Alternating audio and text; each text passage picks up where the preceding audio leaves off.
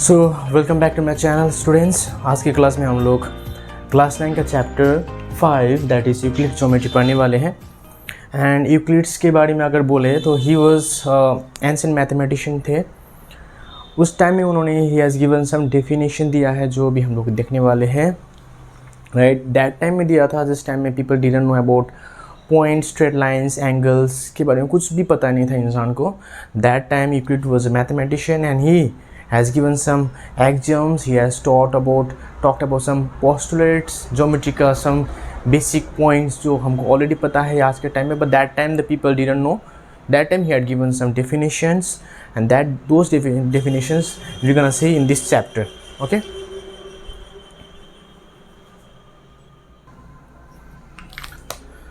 So students, as I've just told you, अभी मैंने आपको बोला that Euclid was a ancient mathematician थे।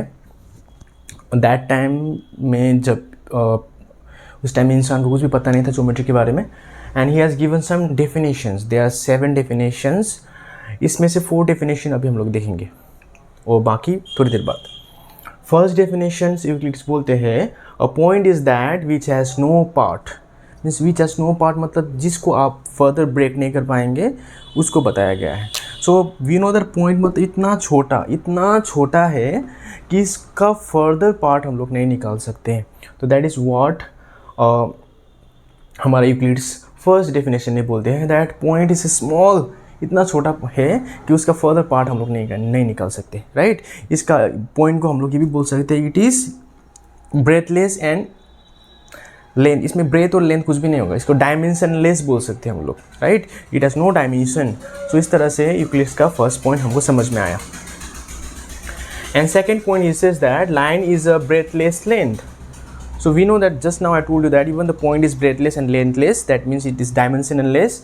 सो सिमिलरली लाइन भी क्या है, एक ब्रेथलेस है। लाइक वी लाइन जब करते हैं हम लोग we see only line, we यहाँ पर कोई भी ब्रेथ नहीं है, it has only length, it is only, इसका सिर्फ लेंथ है, it doesn't have breadth. Right, that is what Euclid says in definition 2। So now 3.3 definition में यूक्लिड्स बोलते हैं that the ends of a line are points. That means ये line का जब and कोई पार्टिकुलर एंड पॉइंट आएगा उसको हम लोग पॉइंट्स बोलते हैं। Like if it is line, if I tell you like this A and B, so A and B को हम लोग क्या बोलते हैं, पॉइंट्स। ए एंड बी को हम लोग क्या बोला, line, the ends of a line are points. That means if this is a terminating line, that means this line has some terminating point. तो वो पॉइंट को हम लोग क्या लिखते हैं, खत्म हो गया लाइन, दैट मीन्स को हम लोग क्या बोलते हैं, ए एंड बी बोल दिया। जैसे line segment, right, line segment में एक फिक्स पॉइंट होता है, एंड पॉइंट्स। सो इस तरह से definition Euclid says that ends of a line are points. And the fourth definition it says that this straight line is a line which lies evenly with the points itself. इसका मतलब क्या है, जो straight line जो बनता है ना, ये स्ट्रेट लाइन बना एक्चुअली ये पॉइंट जुड़ के बना है। इवनली मतलब evenly with the point itself, इस तरह से evenly point, there so many points, point होते ये लाइन बना है। सो मेनी पॉइंट्स जब इवनली इट्स एक लाइन में अटैच्ड होगा तो एक क्या बनता है, लाइन बनता है। That is what the Euclid says in the definition 4।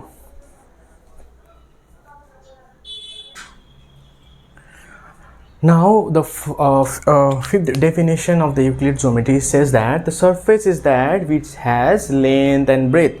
Surface का मतलब कोई भी ये एक surface है, my board is my surface, right? Plane surface हुआ जिसमें length and breadth. Like if I consider this rectangle, right, is a plane surface जिसमें हम लोग क्या मिलता है, एक लेंथ, ये वाला हॉरिजॉन्टल लेंथ हुआ और ये मेरा क्या है, वर्टिकली प्लेन। तो इसमें क्या होता है, लेंथ एंड मुझे ब्रेथ दिखाई देगा। That is what the fifth definition of Euclid geometry says. And sixth one is that edges of a surface are lines. That means we call this is edges. ये वाला क्या है, this is my edges, right? इसको हम लोग क्या बोला, edges. And edges of a surface are lines. So there we have 4 lines. 4 lines से क्या बना है, एक plane surface बना है, like. So ये जो edges को हम लोग क्या बोलते हैं, line बोलते हैं. That is what यूक्लिड्स बोलते हैं 6 डेफिनेशन में। एंड 7 में बोला है जो प्लेन सरफेस था, ये जो प्लेन सरफेस है, like consider this plane surface, ये सरफेस में we have so many straight lines here, so many straight lines यहाँ पर हम लोग देख सकते हैं, so many straight lines we can see here, that is what the 7 definition of Euclid's बोलते हैं। सो ये अंडरस्टूड है राइट, बट हमको अभी इजीली समझ में आ गया, बट द एंशिएंट पीपल जिनको ज्योमेट्री के बारे में उतना कुछ आइडिया नहीं था दैट टाइम, उस टाइम में यूक्लिड्स ने ये डेफिनेशन बताया था। I believe you have understood all the definitions. So students, अभी तक हम लोग ने देखा यूलर्स का definition that we talked about. Now Euler's ने few more things he has told, that is he has talked about universal truth, right? Universal, he has talked about universal truth.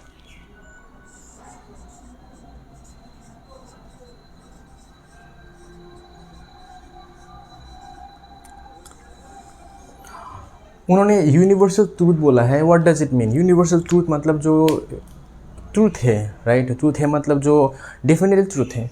If I tell you that I have a marker right now in my hand, that means ये है मेरे पास obviously, right? Right now I am recording, that means I am recording right now, right?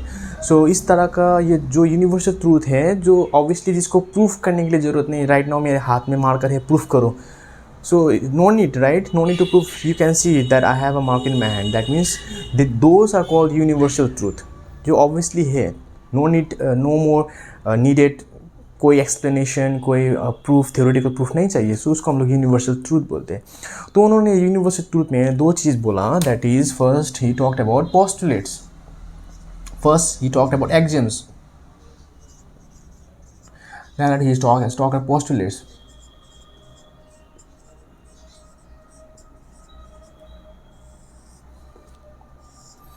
He has talked about axioms. He has talked about axioms मतलब ये एक ऐसा assumptions है that is true, and ये assumptions is applied, is valid, is universal in all mathematics, in all field of mathematics, right? It is in all mathematics. मतलब एक ऐसा assumption मान सकते हैं, assumption है जो मैथमेटिक्स जितना भी ब्रांच ऑफ मैथमेटिक्स में है, मैथमेटिक्स है, उस सब में ये एग्जाम्स मतलब विदाउट एनी प्रूफ, इसको एग्जाम्स को कोई प्रूफ नहीं चाहिए, राइट? पोस्टुलेट्स को कोई प्रूफ नहीं चाहिए, विदाउट एनी प्रूफ ये क्या होगा? वैलिड होगा, राइट? सो बट ये ऑल मैथमेटिक्स होगा। Postulates that is in only geometry,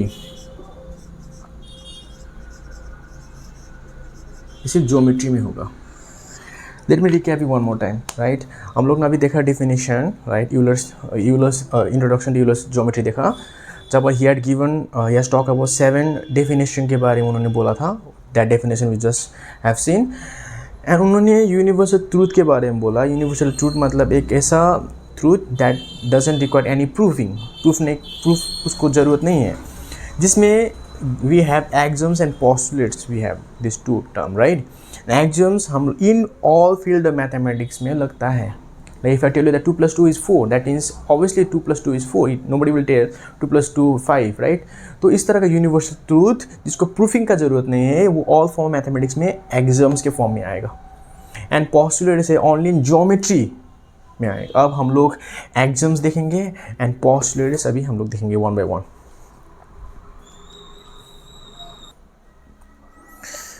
So now axioms, let's start the axioms of the Euler's theorem, Euler's geometry.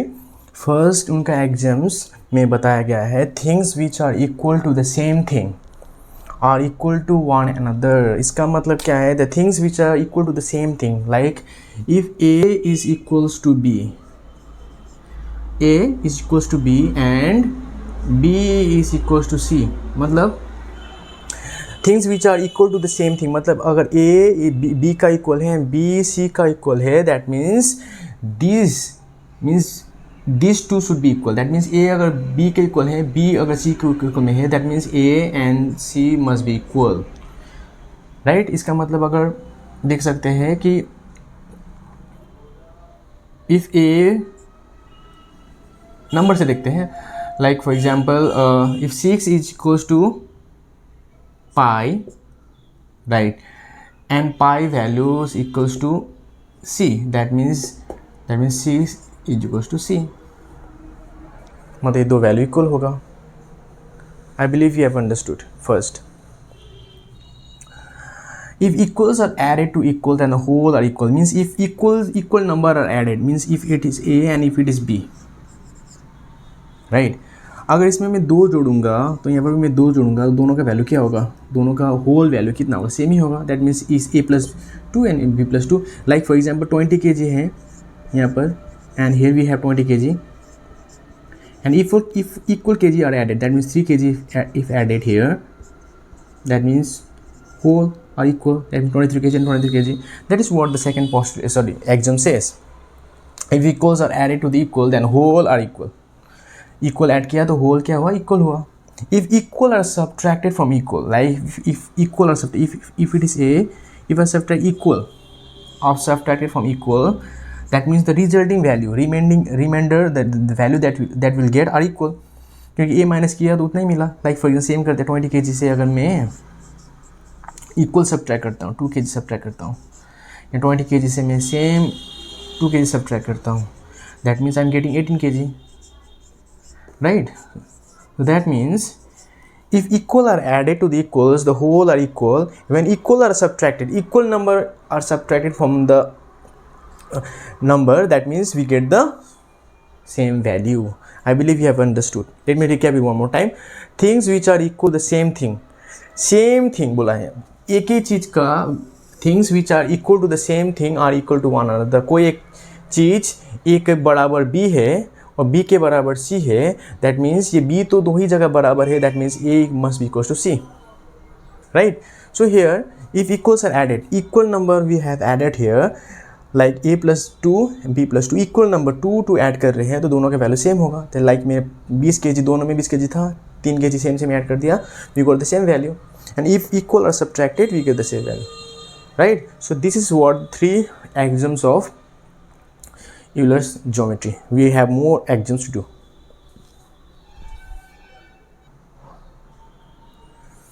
So now we have 4th axioms of Euler's theorem, Euler's geometry. Things which coincide with one another are equal. Things which coincide with one another मतलब ये A B line मानते हैं, right.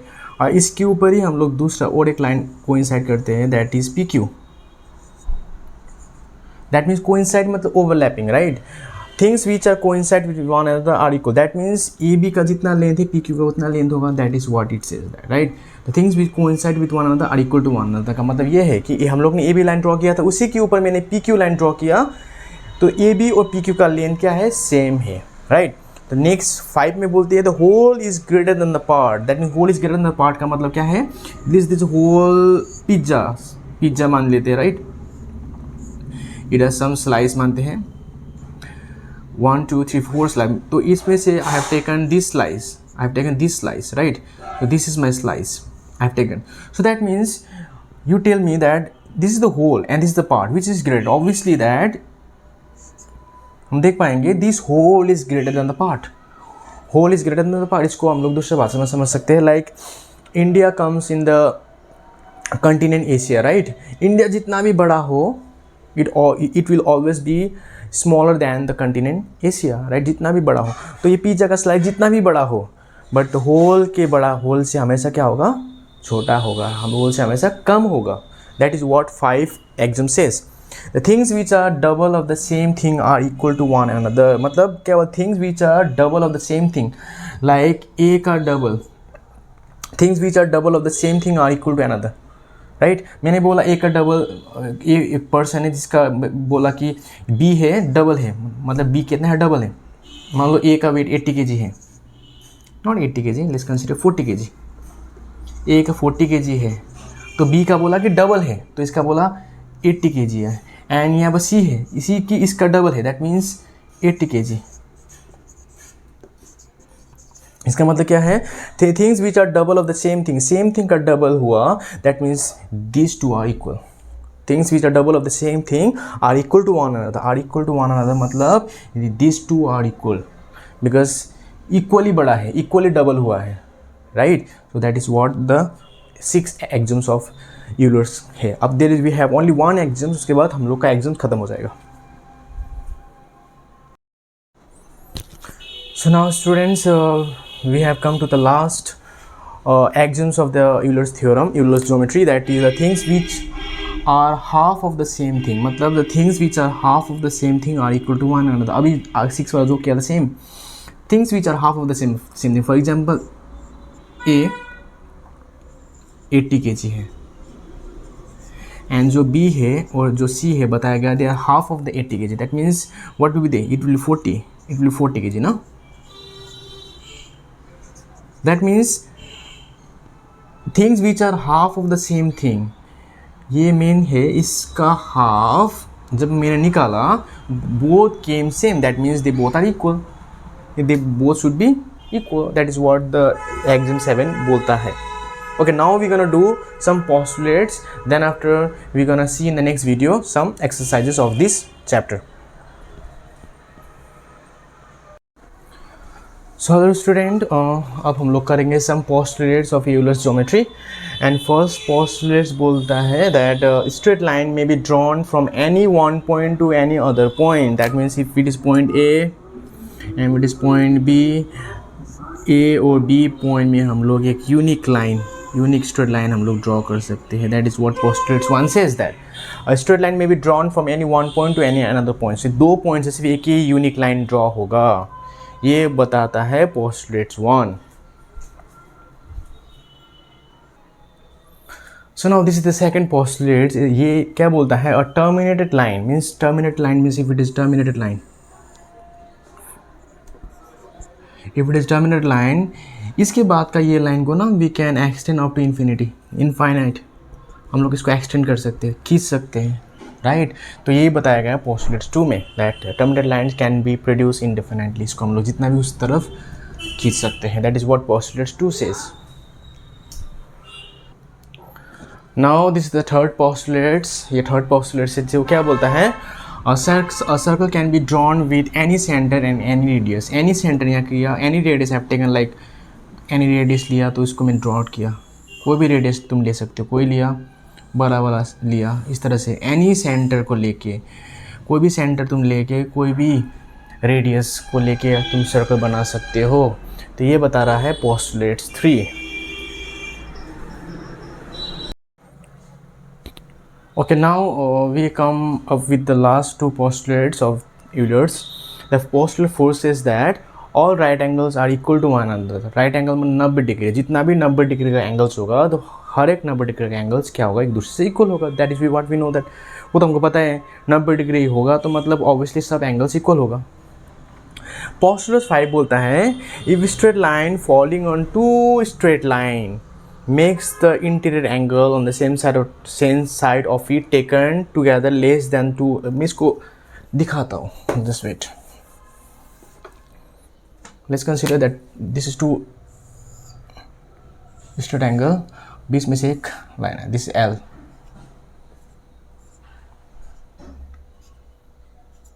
Like L, this is L line and this is M line. And यहाँ पर मैं जेट line को ला रहा हूँ. इट इज विजिबल,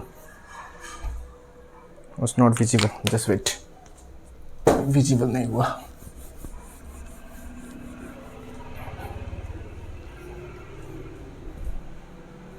नीचे विजिबल होगा शायद, पहले पढ़ देता हूँ, ठीक है. If straight lines falling on 2 straight lines make the interior angle on the same side of it taken together less than 2 right angles, then the 2 straight lines produced indefinitely meet on that side which the sum of the angles is less than 2 right angles. इसका मतलब क्या है? Simple भाषा में I'm gonna show you this way.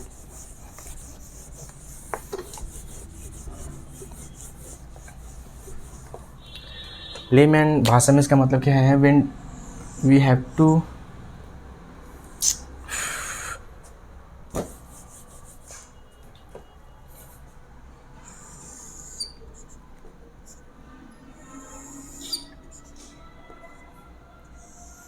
transversal लिया. Let's consider line L, this line M, this line N, right. or let's consider 4 angles, angle 1, angle 2, this angle 3, this angle 4 मानते हैं. These are interior angle, right? तो बोला है कि these are interior angle if मतलब angle 1 and 3 are interior angle on the same side of transversal. हमने class 7 में 8 में ऑलरेडी पढ़ा था ये transversal में, that angle 1 and angle 3 are interior angle on the same side of transversal and angle 2 and angle 4 are interior angle on the same side of transversal. That means अगर ये दो angle का sum, that means if angle 1 plus angle 3 अगर less than 180 हुआ, या angle 2 plus angle 4 अगर less than 180 हुआ, a time will come that both of them will meet somewhere, it will meet.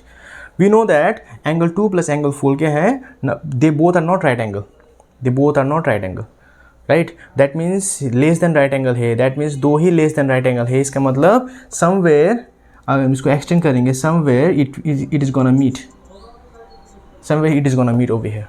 सो यही बताया है पोस्टुलेट्स 5 में, ठीक है. अगर दो इंटीरियर एंगल का सम इफ लेस देन 180 हुआ, दैट मीन्स वो कहीं ना कहीं जाकर मीट करेगा, राइट.